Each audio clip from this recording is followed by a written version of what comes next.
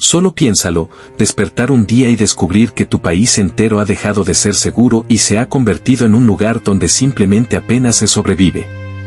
Piensa cómo sería ver a tus vecinos desaparecer, cómo tus amigos dejan de existir de la noche a la mañana y cómo el mundo entero observa en silencio, sin mover un solo dedo. Eso fue Ruanda. Y en medio de ese infierno, una sola persona decidió que ya no podía seguir observando. Un refugiado. Un niño que creció sin patria, sin derechos, sin futuro.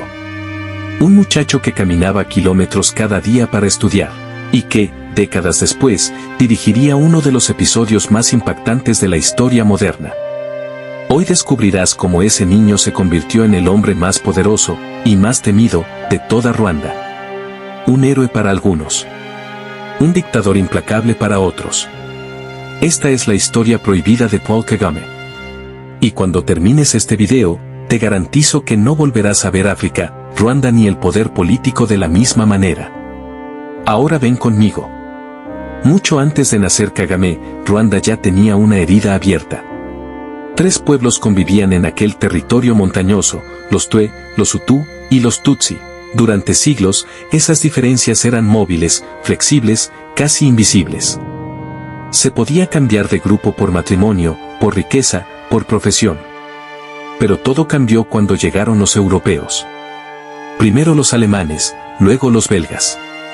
Y cometieron el error que rompería a Ruanda para siempre, transformaron diferencias sociales en identidades raciales permanentes. Tutsis, altos, elegantes, superiores. Hutus, rurales, trabajadores, inferiores. Una clasificación absurda que, sin saberlo, sería combustible para una tragedia futura. Tarjetas de identidad, censos, propaganda. Los colonizadores estaban sembrando un odio silencioso y profundo. A inicios de los años 60, Ruanda explotó. Una revolución campesina puso a cientos de miles de tutsis en fuga. Aldeas quemadas. Familias huyendo. Violencia por todas partes. Entre ellos, una familia tutsi con raíces nobles, descendientes directos de la antigua aristocracia ruandesa. Esa familia tenía un bebé de apenas 2 años, Paul Kagame. Él no recordaba Ruanda. Ninguna calle. Ninguna casa. Ninguna voz. Creció como refugiado en Uganda, sin identidad oficial y sin derechos. La vida en los campos no era vida, era supervivencia. Escuelas improvisadas, caminatas interminables, trabajos mal pagados, hambre constante. Pero aún así, Kagame era el mejor estudiante del distrito. Solo que eso no importaba. Un refugiado siempre era un extranjero. Y un extranjero, en esa época, no tenía futuro. Entre los miles de refugiados había otro niño como él, Fred Rwigema. 2 chicos solos, sin patria, sin garantías, sin expectativas. Se hicieron hermanos. Compartían sueños, compartían historias, compartían la misma rabia hacia un país que les había arrebatado todo. Algún día volveremos, repetían. Algún día recuperaremos lo que perdimos. Ese sueño infantil crecería lentamente hasta convertirse en una revolución. A los 20 años, Kagame regresó secretamente a Ruanda. No como visitante orgulloso, sino como un fugitivo que escondía su apellido para no terminar muerto. Vio un país fracturado. Vio discriminación abierta. Vio injusticias sistemáticas. Pero también vio algo que lo marcaría, la posibilidad de una lucha organizada.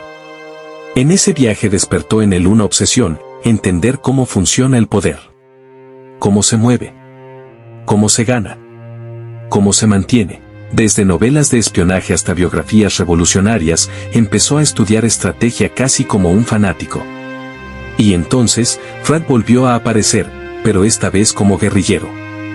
Fred se había unido a un grupo rebelde en Uganda que quería derrocar al brutal dictador Idi Amin. Kagame se unió sin dudarlo. Durante años luchó en selvas, aldeas y ciudades destruidas.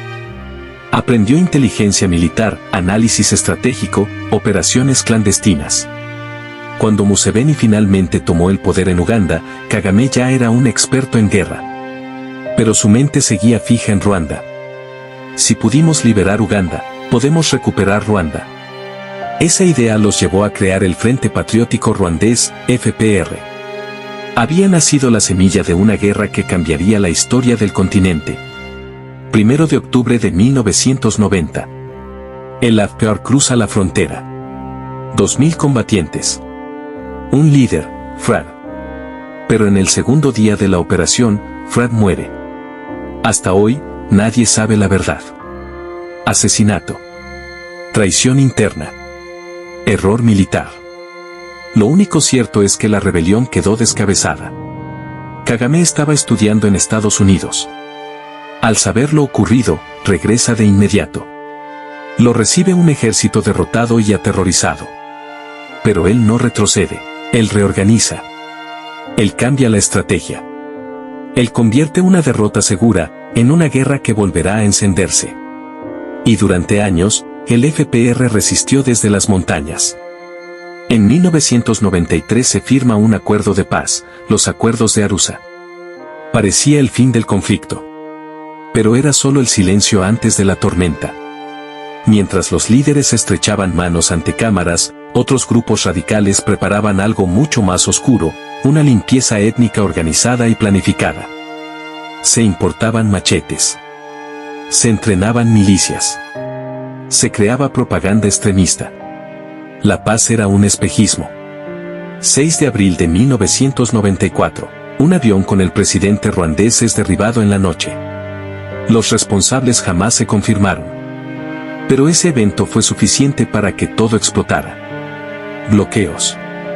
Listas de nombres. Identificaciones revisadas. Propaganda ordenando limpiar el país.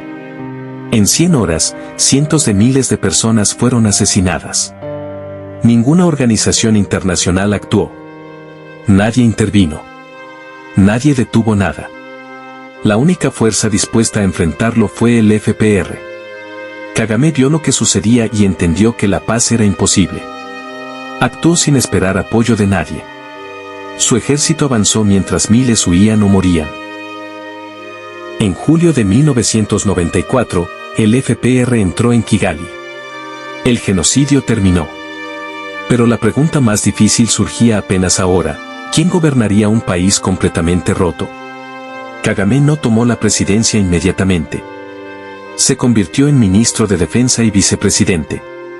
Pero todos sabían que la autoridad real pasaba por él. El país estaba en ruinas. Y el antiguo ejército genocida se reorganizaba en el vecino Zaire. Había amenazas internas y externas. Kagame tomó decisiones duras: intervenciones armadas, persecución de milicias, operaciones contra grupos hostiles. Ruanda fue estabilizándose, pero el estilo de gobierno comenzaba a sentirse cada vez más rígido. Periodistas críticos encarcelados. Opositores silenciados. Activistas desaparecidos.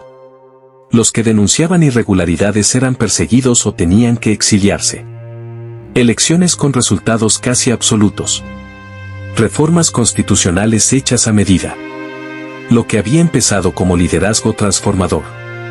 Empezaba a aparecer control absoluto. Mientras tanto, al otro lado de la frontera, intereses políticos, recursos minerales y grupos armados seguían alimentando tensiones. Informes internacionales mencionaban operaciones clandestinas, apoyo a milicias y participación indirecta en conflictos. Ruanda lo negaba. Pero el mundo observaba con dudas cada vez más fuertes. En el año 2000, Kagame se convirtió oficialmente en presidente. Era respetado por su eficacia, temido por su liderazgo duro.